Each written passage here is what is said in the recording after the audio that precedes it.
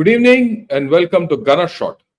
Today we're going to talk of cricket coercion of Pakistan during the forthcoming Champions Trophy 2025, terror and India Pak ties in the Trump 2.0 era. And to do all this with me to talk us through this is General Hasnain. Sir, good evening and welcome to Gunner Shot. After a long time, we are having an interaction with each other, and that too on a very, very, very important topic. Jai Hind, and thank you very much for inviting me for this, and to all our viewers, our greetings and Jai Hind once again. So, before we start our talk, I'd like to put a few issues on the floor which we can discuss, so that it's some kind of a semi-structured talk we'll have. And I've picked all these points up from the article which you wrote. The one, for everyone who's seeing it, the article on the left or the column on the left is written by General Hasnain, and the column on the right is by Mr. Sudhindra Kulkarni. General Hasnain argues why our team shouldn't go to Pakistan, and General Mr. Sudhindra Kulkarni argues why it should go to Pakistan. But be that as it may, that's not the great issue here. There are significant issues, and I go completely with General Hasnain on this issue of our team not going to Pakistan. So let me put together a few issues which I think will be the broad framework on which we're going to discuss.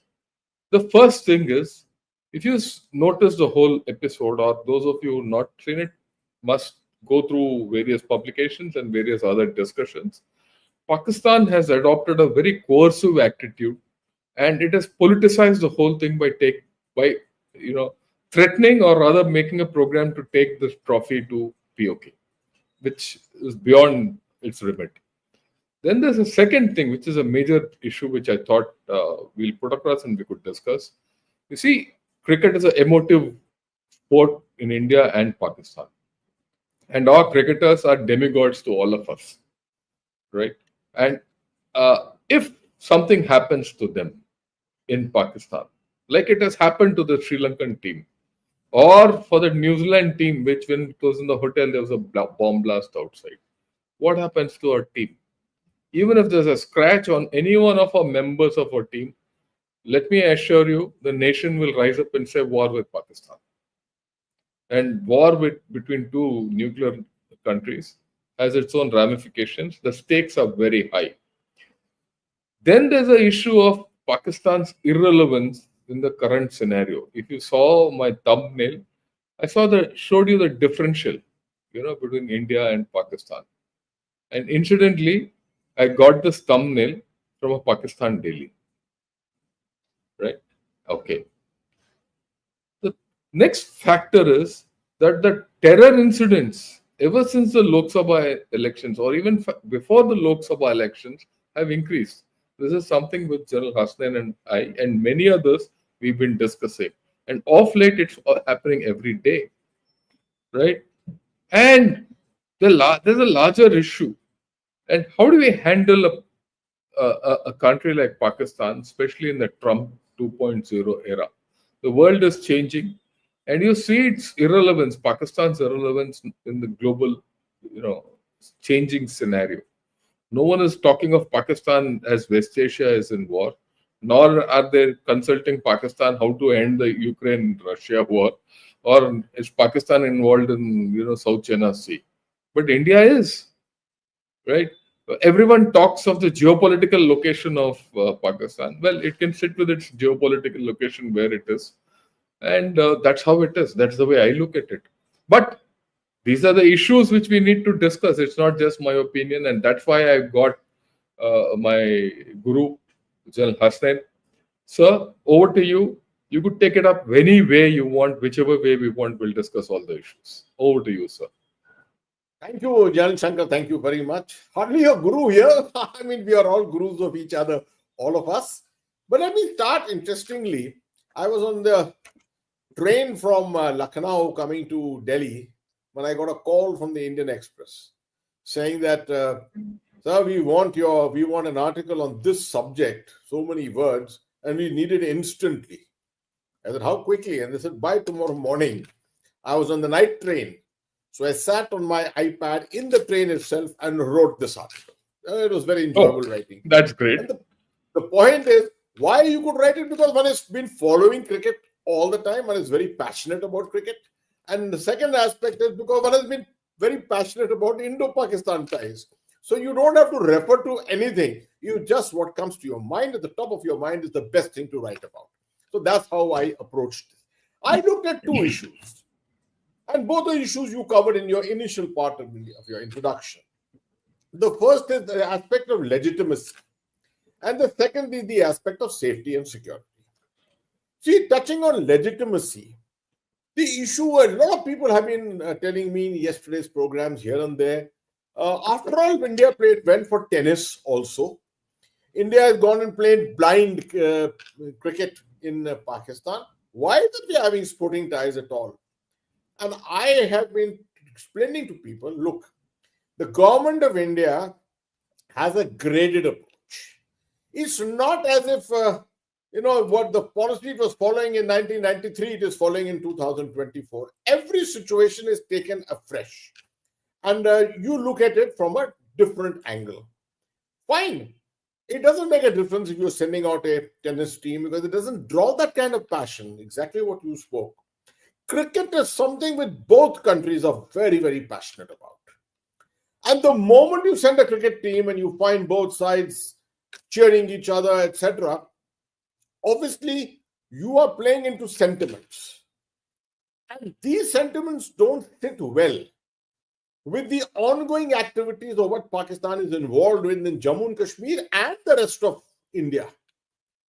You see, on one hand, you are condemning them and you're saying you're the sponsors, state sponsors of proxy war, and you're telling the whole world, and you are using that tool diplomatically against Pakistan, and yet the world is going to see you going in and playing a set of matches very sentimentally involved, emotionally involved with the game there. It doesn't gel. My simple thing is it doesn't gel. It gives legitimacy to that state that yes, we can do business with them. While when Article 370 was withdrawn, they were the first ones to withdraw their High Commissioner, who is still not been restored. It is not India who withdrew the High Commissioner. They withdrew their High Commissioner in protest. Right? So with a state such as that, which is involved in everyday killings, which since the month of May has been deeply involved in a resurgence of terrorist activities, which is trying to seek its relevance in Jammu and Kashmir through these acts, how can you go and legitimize what they are doing? That's number one. The second point which you brought out is very important, the aspect of safety and security. You saw what happened after Pulwama, and that action almost led us to war, right? Uri also, not really, but we were somewhere near that. Here, in an international setting, a set of 11 men and reserves and the support staff goes in, something happens to them. And these things you cannot write off because these have been happening in Pakistan. There have been suicide attacks all over, in all the three cities. Lahore is not a very safe city that way, and all three matches of India were to be played in Lahore. If something happens, God forbid, the passions which will be alive, and on this side especially, and I dare say on the other side too, justifying all kinds of things. Yesterday I was on a program with a major Saab of the Pakistan Army who went berserk explaining things like, where is your democracy? What kind of a democracy have you got in Kashmir and things like that? I mean, irrelevant issues completely. So they like to involve politics with games and things like that. And we should not get ourselves involved in this morass, I would say. Keeping away from it is far better. The last part is this issue of once frustrated, Pakistan is trying to raise the ante by trying to take the trophy on a parade, on a march to the Pakistan-occupied Kashmir. This is actually, using the term correctly, poking a finger in our eye and telling us, see what we can do, you can go to hell. With this approach, there's no need for us to go to Pakistan at all. Yeah, I agree with you completely. So there's another issue which I want to highlight. Today also there was an attack in Pakistan where I think 6 security personnel have been, killed.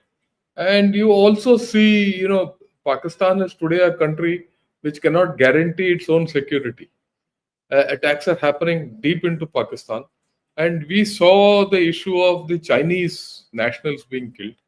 And after that, there was a rift, or rather, open talk back between the Chinese ambassador and their deputy prime minister at an event. And the latest thing is that China is actively considering deploying troops in Pakistan for security of Chinese nationals. Under these conditions, what guarantees can we accept from Pakistan about security? Can they give us security at all? That's a major question. Your views on that? Absolutely. In fact, right from the moment, why even look at it now? In 2011, when the first signs of the China-Pakistan economic corridor were emerging and not been announced, it was announced only in 2013. We were aware that something like 11,000 Chinese troops had been deployed. Workers and troops had both been employed in the Gilgit-Baltistan area. No one was certain of what the security situation in Pakistan was. Right from 2007, when the Lal Masjid was attacked, and subsequently the formation of the Tehreek-e-Taliban Pakistan, the situation has changed many times. At one time, Tehreek-e-Taliban Pakistan was completely on the defensive, but after 2021, there has been a resurgence completely. Disparate groups have again re-emerged. There is the anti-Shia groups which have emerged. There are the radicals otherwise. So this is a political and a radicalized quagmire completely. And the Chinese, I dare say a time is going to come and the Chinese themselves will be forced to respond and react perhaps. Because you can't take this, you can't keep on accepting this kind of a thing. And Pakistan is a state divided, as we are aware. It's a nation divided. Politically, you have, no sanctions or no legitimacy to ban a party completely and prevent it from even appearing in the elections. I mean, that's something completely illegal. So with this kind of a situation, you are going to find no peace, turbulence in the streets everywhere. And with that kind of a situation, best to lay off. Yes. So the overall scenario about the Champions Trophy 2025 and our team not going there is completely, I think, open and shut case.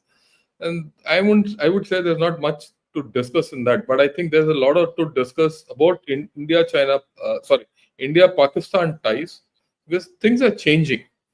And I'll pick it up from what I said. China wants to now deploy people in Pakistan, their own security, and whatever arrangement is there. And like you rightly said, it's a matter of time with China.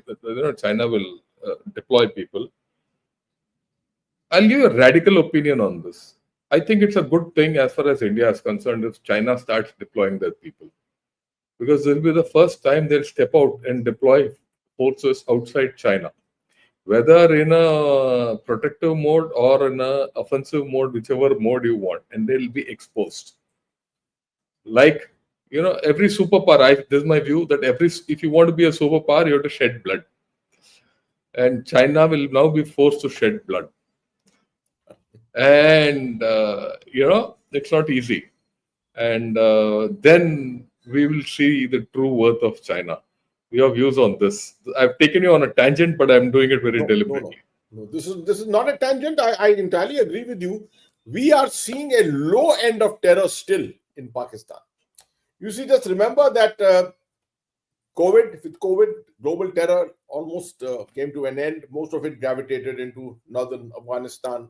Many of the disparate groups have remained there. But gingerly, they've stepped out. The Islamic State has stepped out into certain areas. The Tehreek-e-Taliban Pakistan has stepped out. And obviously, with the sponsorship of Taliban, the Afghan Taliban. What is happening in the Middle East at the moment is going to have a tremendous impact, because I foresee that this game which is going on, the Hamas game, is not ending at this time. This is going to, pick up and probably go far beyond. And that's why I've always been writing about the second cycle of global terror.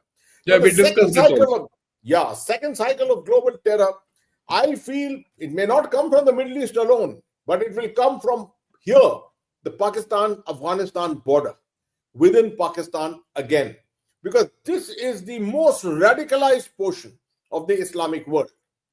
And once that happens, the Chinese will have to take a call on this entire thing. The way they have handled Xinjiang, if they expect that Pakistan is going to handle it that way, they've got it coming differently, right? So this is something which is there is a domain of major difference between the approach of Pakistan and the Chinese. This is something which will bring them to loggerheads with each other. We should stand back and wait and watch while all this is happening. Yeah, I think that's a good thing, sir, because my view is that the Chinese will get exposed, and I keep repeating this, right? Let them shed a little blood, and then they'll know the cost of being a superpower or not being a superpower. And actually, I think it'll open up back channels into Xinjiang in the longer run. Because Absolutely. Terror is like cancer; it'll spread. It's not going to stop.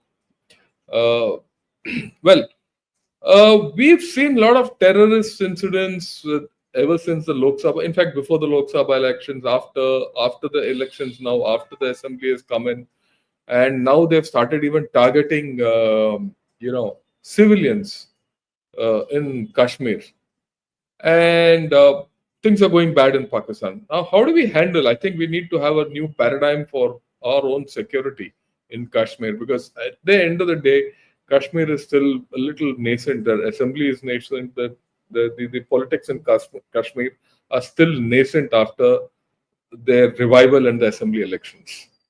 This is an interesting aspect you touched upon, and I think we need to just revise this for ourselves, because we haven't discussed Kashmir for some time. The Jammu region, to my mind, is still comparatively stable. We've not had incidents in the Poonch or Rajouri tracts anywhere for quite some time, if you really see.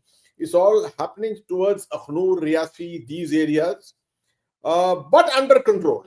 I did predict 3-4 months ago that the center of gravity, despite the fact that Kashmir did not have too much of violence at that time, the center of gravity was going to shift once again back there. That's where as they say in Urdu, Darmodar, the Darmodar is all there. So it has exactly happened that way. And the methodology that they have been following is they've tried to go, first of all, look at the peripheral areas as far as Zojila, as far as Gulmarg, areas which have never been touched upon for quite some time. One could predict it, that it will happen that way.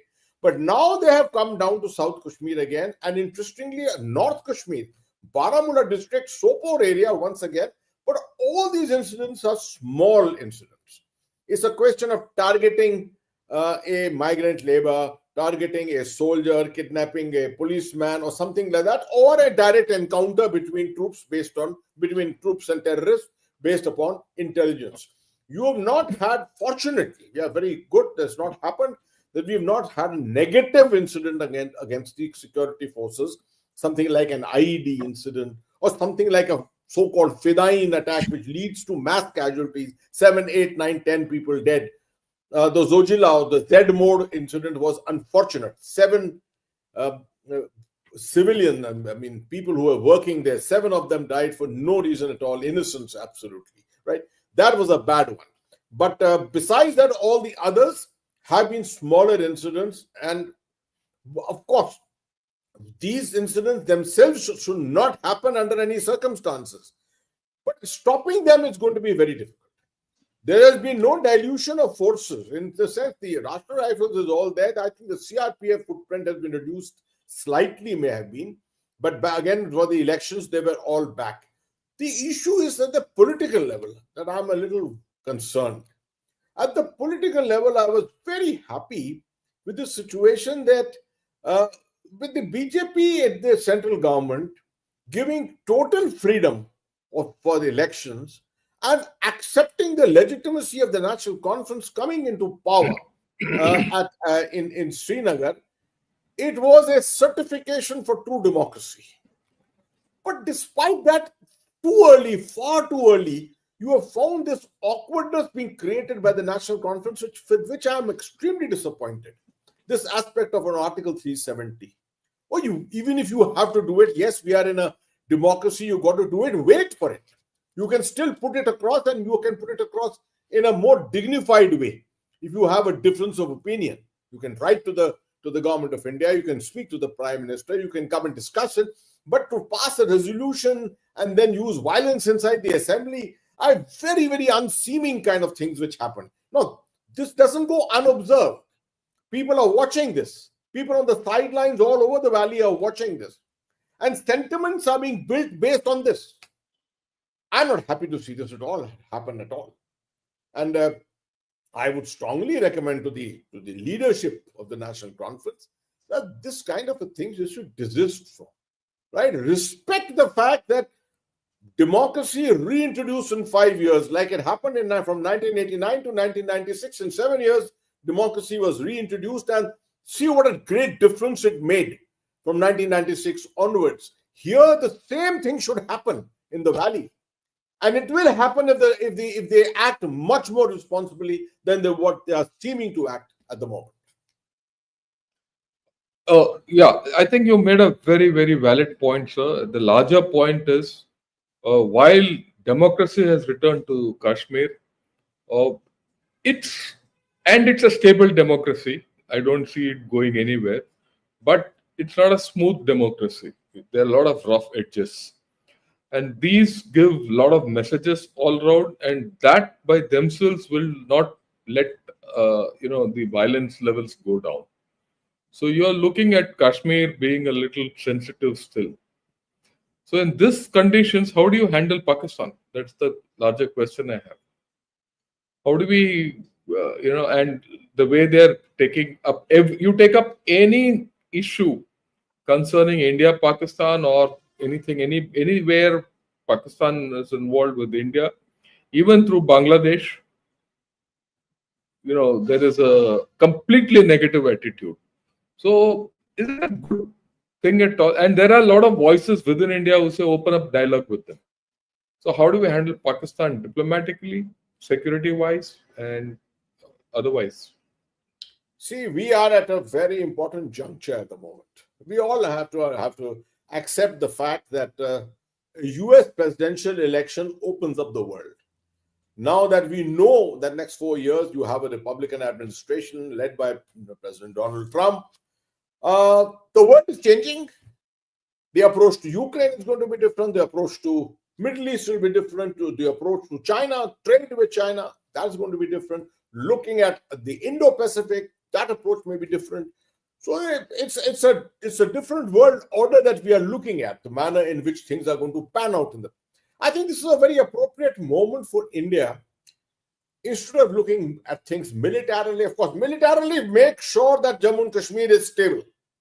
Politically, militarily, it must be stable.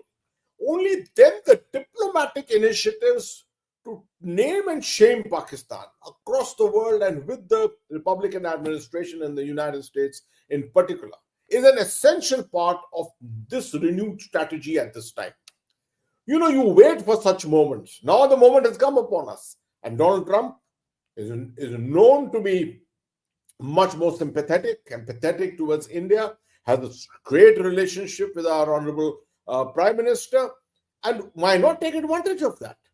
Because even in the last tenure, if you see in the last administration, there were times when President Trump probably got up on the wrong side of the bed and tweeted against Pakistan. Here is a state to whom we have given so many billions of dollars, and see what we are getting in return, etc. Yeah, exactly. See what we are getting in return, etc. This is the moment to seize, right? And I dare say we have the right diplomatic sense. We've got great diplomats with us. We've got a great foreign minister who can lead this entire thing. And we can make sure, you see, naming and shaming has been our effort, has been part of our strategy right through last many years. It has not always gelled in the international environment. You still find that the Pakistani footprint, the Pakistani voice is still heard quite well and resonates around the world reasonably well, because they are, after all, they play an important role in the 57 nation OIC and things like that, right? And they have friends. They've got friends all over. So let's not be in denial and think that Pakistan is isolated completely. We have to be very proactive in our strategy to make sure that our outreach to all the big powers, of course, with China too. Let's try and make cajoles with them to try and see that they can see the light here too, right? And then, of course, with Russia, the United States, France, Germany, UK, the major powers, all other major equations like BRICS or SEO or anywhere, wherever India has a role to play, let's make sure that this particular aspect is highlighted. Because I think that is one way, the isolation of Pakistan, to make sure that it does not rise. Otherwise, every other day, Pakistan thinks that this is a temporary kind of a phase in which its economy is down, and that it can go to the IMF for the 24th, 25th, or 26th time and come back again and be able to survive and remain a thorn in our side. I think that aspect we should not allow. It cannot be allowed to remain a thorn on our side. Yeah, I think you made a very important point, sir, that Pakistan thinks they're going through a temporary phase, and that their geostrategic location will bring them back to to the battleground state, or the frontline status. But I don't see that happening, right? For example, already we have sidelined them out of the BRICS. The BRICS, we didn't allow them to become one of the partner countries. I think we made life a little difficult from them when they went to the IMF, not directly but indirectly. Then you see that the Trump team, a lot of them are not for Pakistan. It's not only Mr. Trump; his team also is not for this thing. Then there are new seems coming up between China and Pakistan. The very fact that we discuss the troops deployment now, no one in Pakistan is going to be very happy about it, but the Chinese have no choice but to put their troops down. So I don't think Pakistan is. The way I look at it is that, which I did mention earlier, their geopolitical location, which always put them in the frontline status, doesn't appear to hold good anymore. I'd like your views on this aspect, because I think this is something which we always tend to give too much to Pakistan. It's always the frontline state, but today it's really, they might have friends, like you rightly said, but it's no more the frontline state the way we have thought, and we need to change our attitude towards Pakistan. I tend to agree with you, but let me just qualify it. Yes, sir. As long as Afghanistan remained a state in turbulence through the critical period of 20 and a half years, Pakistan's geostrategic location could not be denied. I mean, the importance of the geostrategic location just could not be denied. For example, the United States could not have fought a war in Afghanistan by establishing airheads in Turkmenistan or Tajikistan. It would have cost them $5 or $6 trillion. But they fought this war through the Karachi harbor, right? Through the Karachi port. This entire thing was fought from there. They had air bases inside Pakistan. That was there. But one aspect we have to remember, if you recall, till 6 months after the American withdrawal from Afghanistan, Pakistan was in a bit of a turmoil. They really didn't know which side to look. How were the Americans going to treat them in the future? Those 6 months, it seemed that Pakistan's relevance had really diluted. Suddenly came back the $450 million refurbishment of the F-16 fleet, 75 F-16 aircraft that they have got. That got my ears up at that time and wondering, what the hell are the Americans just doing? Why are they so interested in this?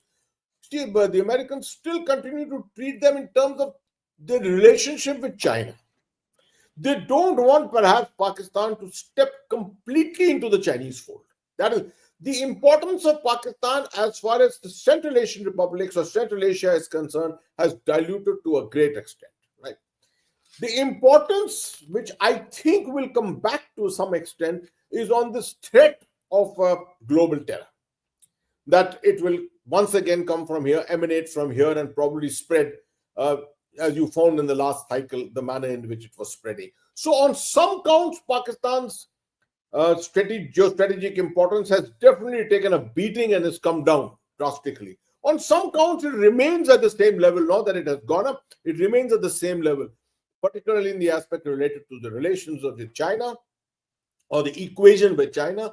And the second is in relation to the potential of the rise of global terror. The Americans can't be blind to it. They have suffered from 9/11 and they've suffered from the travails of this for far too long.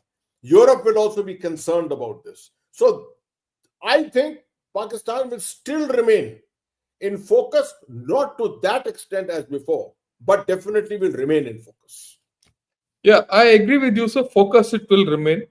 And my conviction, or rather my way of looking at it, is that the geopolitical location will probably be a problem for them because they're going to be a battleground state between China and Pakistan. Sorry, China and USA. United States. And to that extent, their relevance will be there. I'd like your views on that because I'm going to now go look after this. I'll look beyond Pakistan into Afghanistan and Iran because that is something which we need to. But I would like your views on this Pakistan as a battleground state and what will be the repercussions on Pakistan for this. You see, Pakistan's whenever we talk about geostrategic importance of Pakistan, we always look at one of my theories. Always, I talk about the 5 civilizations around Pakistan: the Indian, the Chinese, the Central Asian, the Persian, and the West Asian. You see, or the Arab. 5 civilizations. No country in the world has got 5 civilizations, ethnically different, religiously different, or rather ideologically different civilizations, which are its neighbors all around. It's because of this that it has got something to give and something to take away from everywhere. Lots of this has diluted, lots of this has enhanced. On the China front, particularly, Pakistan's, going back to 1969, ping-pong diplomacy, from then onwards, China has remained, or rather, Pakistan has remained right in the front. It's not the Afghanistan factor, but this factor of China, which has kept it in the American focus at all times. And the Americans, as we are all aware, are not looking at a deep enmity with the Chinese. They are looking at containment. They are looking at prevention of the rise to levels where they can be a competitive international superpower against American hegemony. Right? In that, I think they find India today as one of the very important players. I do think at some stage they do consider Pakistan as a state of importance too, but not, of course, at to the level of which they look at India. Pakistan is important. Look at contingencies. The time when suddenly out of the blue, Ukraine ran out of ammunition. Who did they fall back upon? They fell back upon Pakistan, of all states. Pakistan. $650 million worth of ammunition was flown out from here. I don't know, Pakistan must have been rock bottom in terms of their ammunition levels available with them, the general staff levels which were available with them at that time. So Pakistan, to my mind, despite the fact that I keep looking at my own mind and saying that, yes, their importance has definitely come down after Afghanistan, after what is happening in the rest of the world, somehow that geostrategic equation continues to play on the mind, right? And the Americans, when it comes to India, Pakistan, at the governmental level, no doubt about it, India is in focus. India is the one which is the pride of places. But if you look at the armed forces of America, if you are standing in a line, you and me, with 2 other Pakistani officers, I can assure you when the Americans walk up, they will first shake hands with the Pakistanis and not us. Yeah, they have a long relationship. They have a long relationship. And it's difficult to break the mindsets of that relationship. That is the aspect which have to pay. And there's a huge Pakistani lobby within, USA, in Washington, roots for them. Yes, Yeah, absolutely. Washington. And they have a history of that lobbying, which has always happened. No, I go with you completely on that, sir. And so we can't ever count Pakistan out of any Out. That's equation. what I'm saying, that you can't keep Yeah, Pakistan you out. can't count. So that's very well brought out. Now I'd like to focus on something which many times these days we are missing. We keep saying or thinking that Pakistan is down and out, and it doesn't have great equipment. Uh, it doesn't have spares. Everything is down and all that. But at the same time, you keep hearing of it going for fighter aircraft from China, submarines and ships from China. They're doing exercises with Turkey. They're doing exercises with Iran, and they're also doing exercises with China. Uh, Taking all this into consideration, do you think that we are doing enough in terms of procurement and readiness against Pakistan, or do we need to do more? See, John Shankar, this is a very difficult question to answer. This no doubt probably requires a separate discussion Yeah, completely. I But agree, sir. But I'm just let's look I'm at this. I'm just focus. It's a Yeah, point of focus at this it's point a of time. it's a great trigger. We can always look at these aspects and have larger discussions subsequently, right? Uh, I still think we haven't got the full measure of the Pakistani threat, and the Indian public and the political community too tends to wish away Pakistan. I don't think we should fall into that trap. We just remember, see what happened to the Russians in Ukraine. See what's happened to the Israelis in the Middle East, in Gaza, and in South Lebanon for that matter, right? I mean, the era of conventional war, where you can settle scores, teach a lesson. Remember this kind of war aims that we had earlier: teach Pakistan a lesson, defeat Pakistan, and destroy Pakistan. And this, I think that period is gone. You have to look at this more pragmatically. And whatever may be the identified weaknesses of Pakistan, I think we need to continue looking at their strengths too.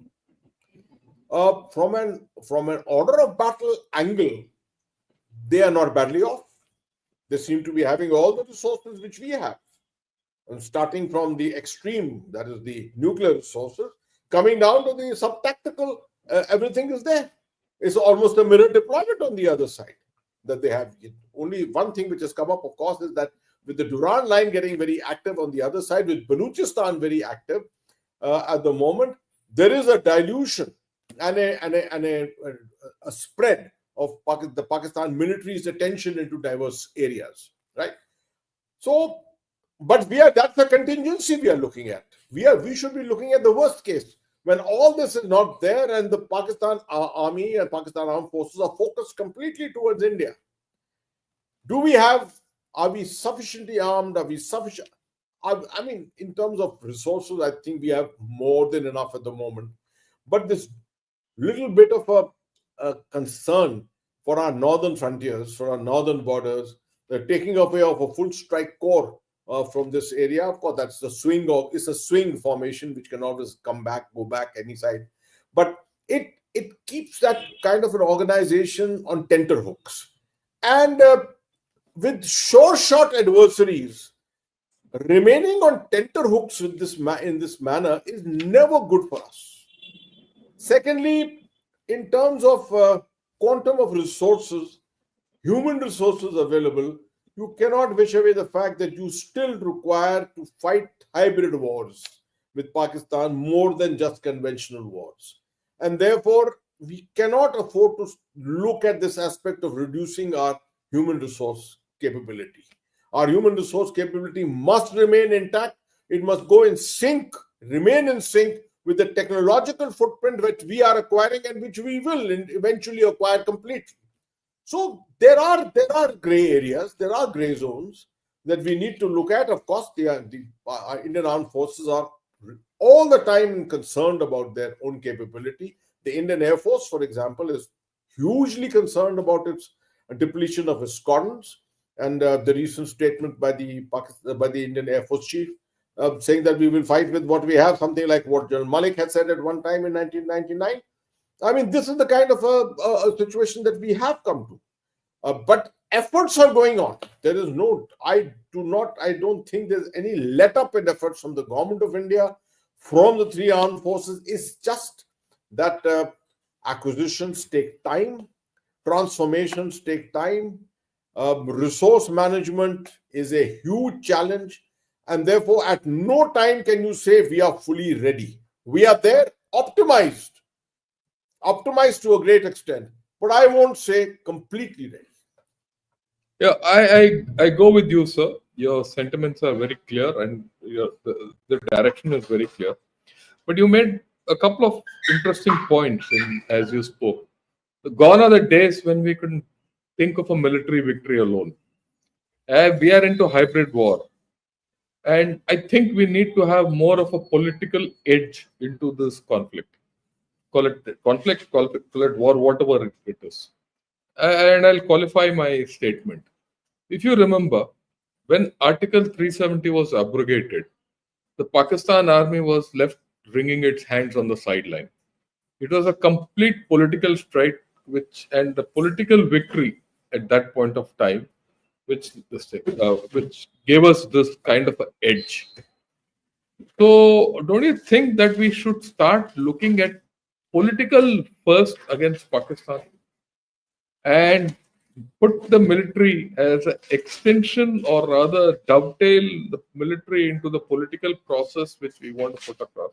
I'm talking of a completely new way of thinking of how to deal with Pakistan. Maybe out of the box. Absolutely. And this is the kind of thinking that we need to involve ourselves.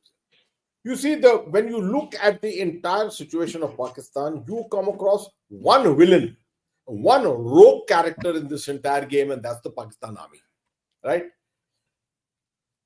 Built around it is a layered deep state, which I have always been writing about. Very, very unpredictable, very gray in its approach. You cannot discern the threats which are coming. One threat one day, another threat the other day. In fact, in the article I wrote, it depends on the time of the day as to what is the nature of threat which is emanating from Pakistan. So when we have identified that, I think we need to see how to isolate it. Lots of times in internal discussions within the armed forces, in think tanks in India, we have discussed this whole issue of how to isolate the Pakistan armed forces, the army within Pakistan itself, and build up the civil society, build up the political community. But the Pakistan army always seems to get the better of the internal situation of Pakistan. They are the ones who rule the roost.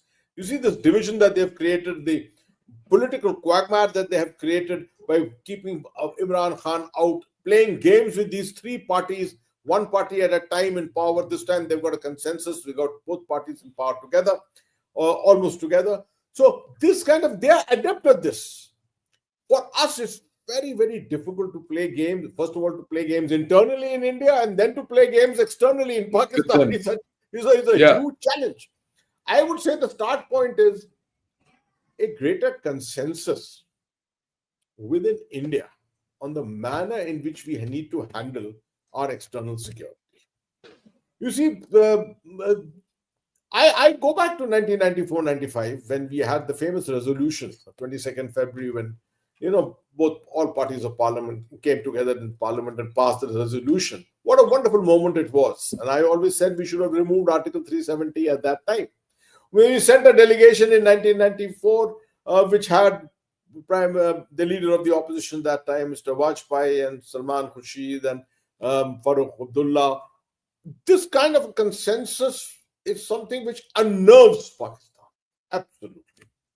If we can play this, if we can achieve this kind of a thing, nothing like it. But it's difficult to do so in current political domain of India. It's very difficult to do so. So we should look at other alternatives. And that is, then we come down to diplomacy. Right? That is where we have to play the game now and taking advantage of a particular situation which has come in our favor with the coming of the Trump administration. Why not reach out to them and be proactive in it? Don't leave it to the Americans to play the game with us. to first take the initiatives. Let us take the initiatives on this completely. I mean, this is a time when we should be doing a tremendous amount of homework, footwork on this, and allowing our diplomats up and down movements to Washington and back in sync with what the new administration is going to be thinking about. I think this, in the world of diplomacy, particularly, a time has come. We need to have a larger foreign service. We need to re-induct a number of our former ambassadors back into roles of being special envoys and that kind of a thing. I don't think India is playing sufficiently large game internationally. Our government is very keen to do it, is very capable of doing it, but the means available to it seem to be somehow restricted. And I think that is a domain where we can make a huge difference with our existing resources itself if we actually tend to try and make use of them. Yeah, I think, sir, you made some fantastic points, and you triggered something in my head. Let me get it out. The fact is that examine all our wars, whether it's 47, 65, 71, war in Kargil, or even this, the way they've gone about their proxy war. We have defeated Pakistan army militarily every time. And after every defeat of Pakistan army militarily, they have come out stronger politically. And every military defeat of Pakistan army is a stronger army which has emerged. You might not like it, but that's the history. And that's the tough paradigm which we have to break. That's why I feel that any offensive or any action against Pakistan army has to be political in nature. And unless there is the political edge, our military is just a follow-on force in this whole story. And in that, we have to really be inventive, because you have to take everyone along. Now, the point which you mentioned about the foreign service to be expanded, I think is capital. Because our foreign service is not that our foreign service is bad. They're doing very good. We've dealt with so many ambassadors, in our think tanks and all that. They're fantastic. But they're just too small. They're not enough. It's just half a teacup, not even a full teacup. We don't use military diplomacy enough. We don't use our ex-ambassadors enough. We don't use our prominent civil society for diplomacy, which other countries use. So I think we need to do more in this regard. And we don't also use our, our religious capabilities through the Middle East to isolate Pakistan enough. I'd like your views on this, because I think this is pretty important. And your views, sir. Yeah, absolutely. Let me start with your last point, particularly the Middle East. And I have always repeated this anecdote where I said that speaking at the Israel's Herzliya counterterrorism summit, I was making a presentation on Jammu and Kashmir for the first time there. And I said, I felt that this is one place where we will not find a Pakistani here, and we will speak our minds to the Israeli audience that we have. And the day when my turn came for the presentation, I was about to go for it. But before that, I went to the breakfast room in the breakfast restaurant in their hotel and sat at the table. I found 3 Pakistanis came and sat with me.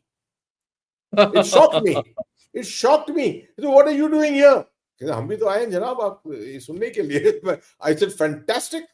I mean, you see, even without diplomatic relations. Then I learned Tel Aviv University had one of the largest footprints of Pakistani students, bigger than what the Indian presence is there. No, you suddenly realize, you see, there are lots of activities under the carpet, under the thing which are happening around. And I always speak about this to a lot of people, but unfortunately, we cannot move things around like that. I say every important strategic capital or strategic affairs capital of the world, it starts from Sydney, Singapore, right? Delhi, of course, Manama. Then go to Brussels, right? Go to London, New York, Washington. These are all the important, and even Istanbul sometimes. These are all very important capitals of the world. There are seminars and seminars and seminars which happen. If you don't have presence in these seminars and you are not making a strong case for your country, you are wished away. No one knows anything about you. Now, we are in a bit of a dichotomous situation built upon ourselves. We say under the Shimla agreement, we should not internationalize. This is a bilateral issue. But the Pakistanis don't follow the Shimla agreement. They take us to the cleaners all around the world, and we don't. We don't even have enough these things to defend ourselves. So, one trip to Tehran, and I could make out that because I was on Tehran, I was on Iranian television for 2-3 days. And I know the type of questions which may be put to me by the various anchors there, all in Farsi, and I had an interpreter with me. In Farsi, I could make out every single question is coming on a direct line from Islamabad. That is the influence that Islamabad was exercising in these places. So I think there's a need for us all to think about this, right? Yeah, I think we need to rethink.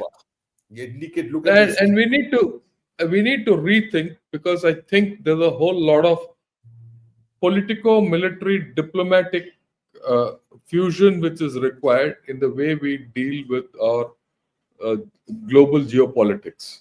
And I don't see that happening, sir. So I just leave it at that. I'll second what you said, and we'll move on. The last issue which I want to talk of, as far as Pakistan and this entire story is concerned, what will be the outcome, or what should be how do you see this entire thing playing out? India, China detent, and Pakistan on the sidelines, or when will Pakistan come into this deal? Because it will force its way into the deal. One is tempted to feel positive about it, that it's actually an India-China détente, and that is going to make a huge difference to the political relationship, to the military relationship on the line of actual control, to the economic relationship with each other. One is tempted to say that, but I'm sorry that I still want to hold back, because I feel at the moment what we have achieved is essentially something at the line of actual control. It is still very, very not fully tactical, it's a little higher than tactical. Looking at using that to go into the economic domain and then into the political domain. So it is going to take time. Given that, the Chinese are going to use Pakistan as a ploy against us right through. It comes to their assistance in a great way. There's no doubt, right?